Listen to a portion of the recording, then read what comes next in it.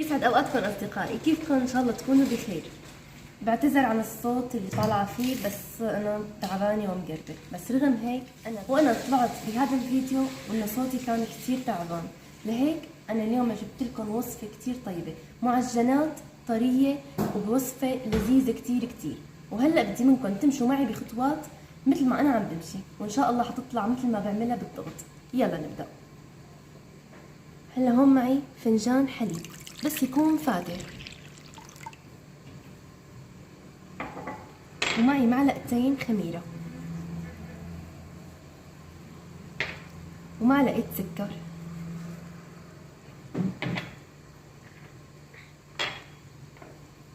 هلأ منحرك ليتفاعلوا معي تماما.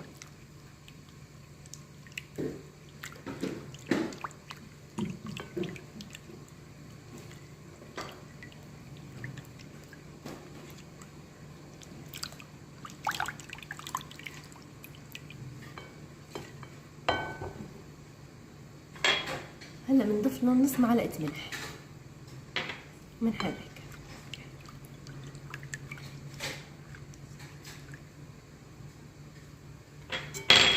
ومننزل الطحين.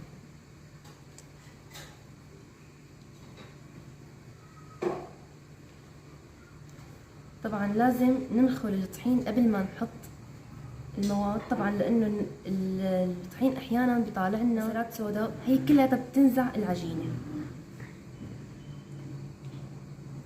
هلا نصفيهم. طبعا انا هدول معي 4 كاسات طحين، طبعا انتوا بالكميه بتقدروا تقدروها قد ما بدكم، بس انا هون معي عملت 4 كاسات طحين.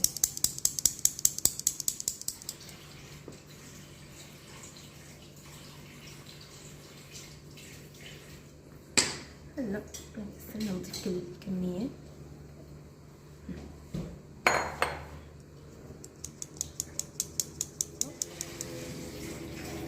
هلا بنحرك مع المواد كلها. هي العجينة كتير رهيبة، بتطلع طيبة كتير بالفطاير.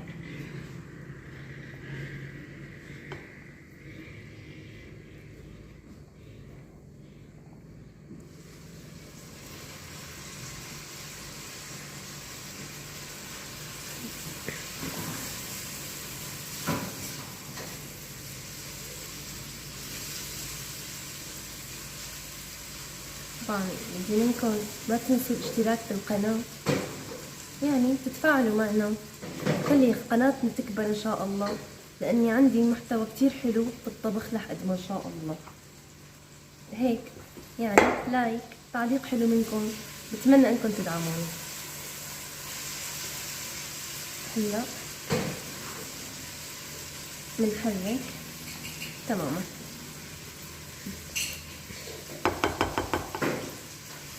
طبعا اذا ما جمعت معنا مزبوط بنرجع بنحط له بس مي دافيه، ما بنحط مي بارده. هلا بنبلش بنعجن.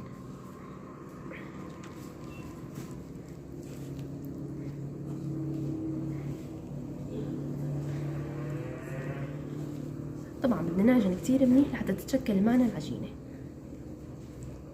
واذا كان بدنا مي نرجع بنضيف، بس مثل ما قلت لكم مي فاتره، ما تكون مي باردة أبدا. نضيف الزيت النباتي، هذا بيخليها للعجينة طرية كتير. ندعكها. شايفين شو حلوة وقديش طرية؟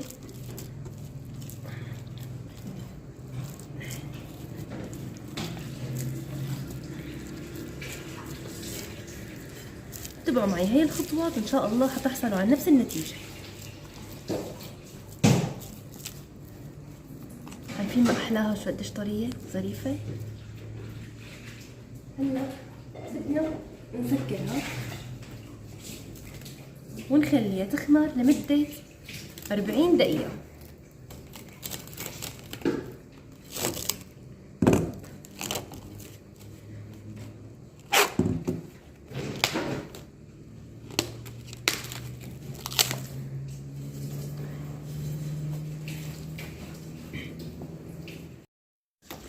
وهلا بعد ما خمرناها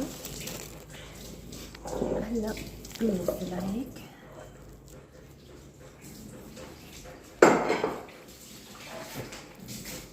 بنجمعها على بعضها طبعا هيك.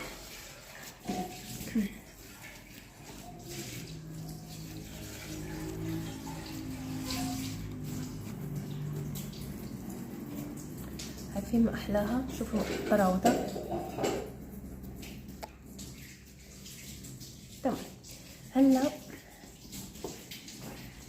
بنبلش نفردها بهي الطريقة بهذا الشكل.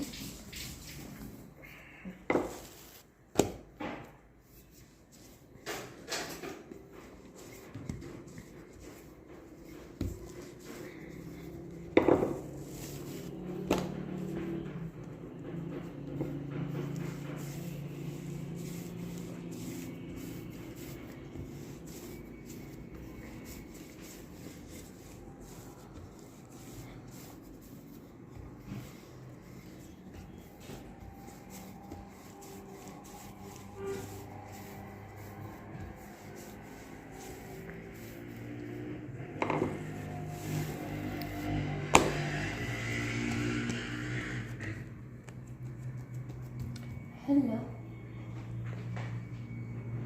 بنجيب زبدة سايحة بهذا الشكل، بنبلش ندهن فيها العجينة.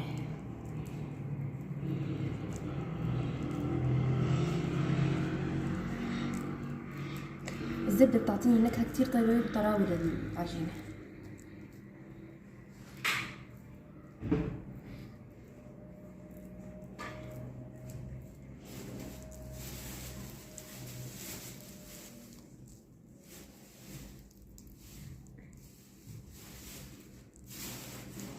ندهن كل الأطراف.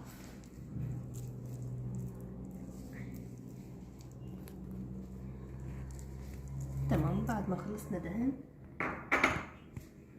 طبعا بنجيب هذا الطرف هيك لهون،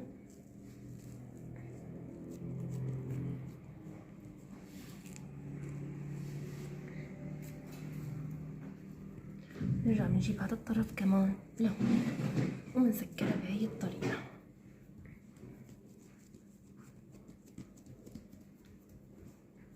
هلا بنجيب كمان بنرجع زبدة وبندهنه بهذا الشكل.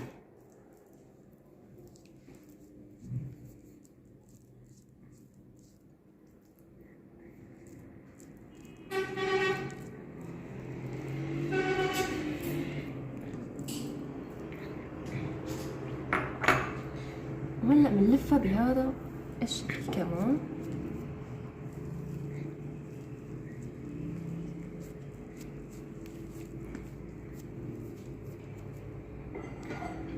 بنحطها بصحن هيك،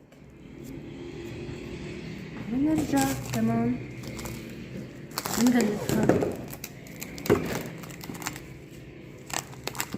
تمام، بدنا نريحها لمدة 15 دقيقة.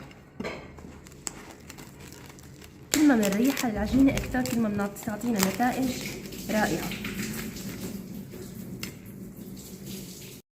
أصدقائي هلا من بعد ما ريحناها 15 دقيقة هلا بنقوم عنها النايلة عشان نبلش نفردها.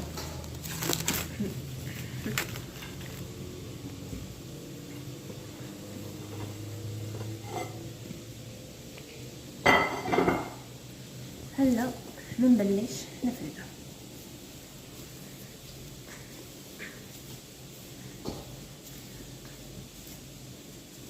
طبعا هلا العجينة ارتاحت معنا كتير منيح، تعطينا نتيجة مذهلة.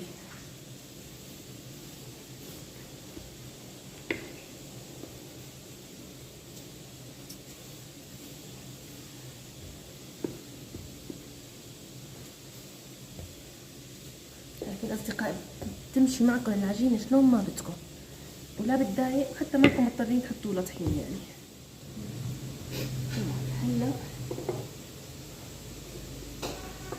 هلا بنضيف لها جبنة موزاريلا.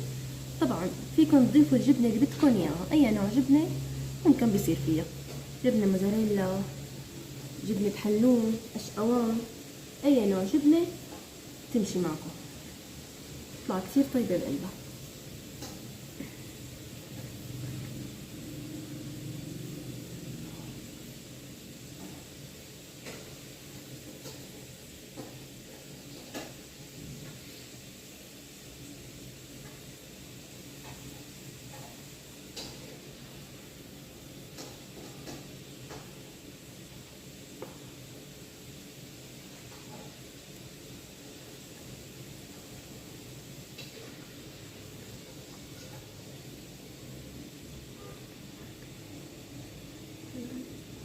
طالع كمان مثل العجينة.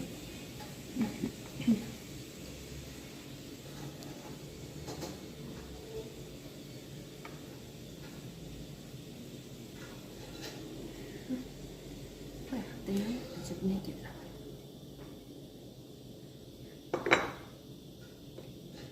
هلا بنبلش نلف العجينة بهذا الشكل.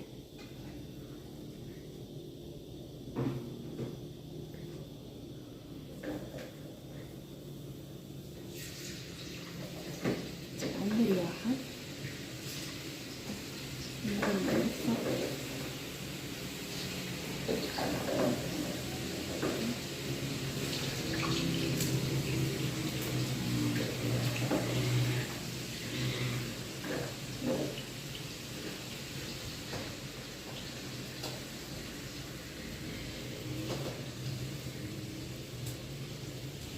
تمام.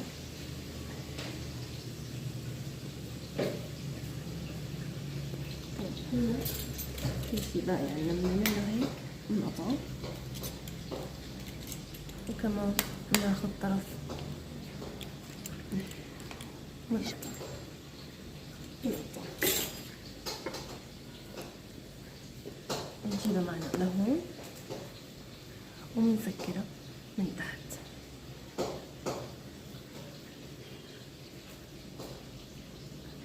تمام.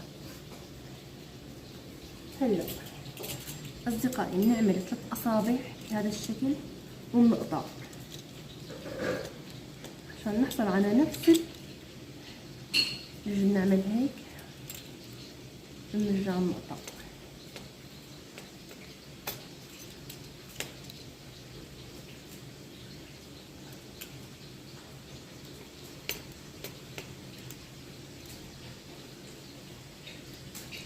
أصابع ونقطع عشان يكون كلها نفس الشكل، ومنقطع هيك. نرجع منقطع كمان طرف، كمان هيك، كل قطعناهم بالتساوي. هلا بنضيفهم بالصينية. هلا انا حاطط لها الصينيه زيت نباتي، فيكم تحطوا انتوا ورق زبده كمان يمشي الحال.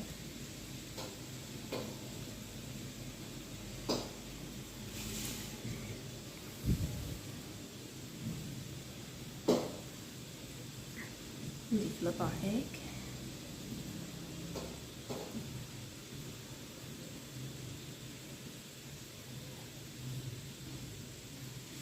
هلا ندهنها صفار البيض.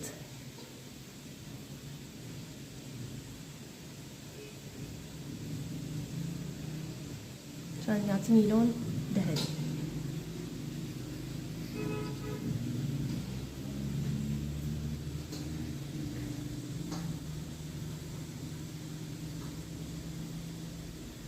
هلا نضيف السمسم الابيض.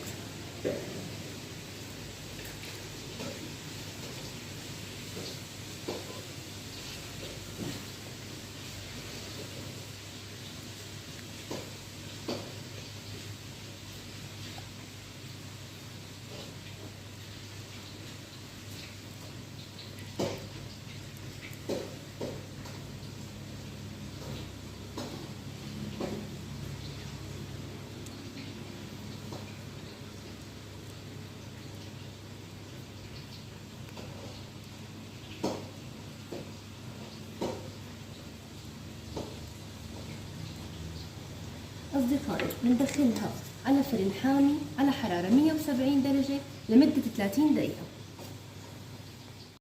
وهلا أصدقائي وصلت معكم للشكل النهائي. هيك طلعت معنا الفطاير، أتمنى تكون نالت إعجابكم. هلا رح نشوف قديش هي طرية وظريفة. شوف قديش ما أحلاها، شوف ما أحلاها شنو. هلا رح نفتحها معكم، شوفوا شي رهيب شي رهيب. شوفوا قديش الجبنة شاطة، في ما أحلاها. بتمنى تكون عجبتكم. شكرا كتير لكم للمتابعة، بشوفكم فيديو جديد. سلام.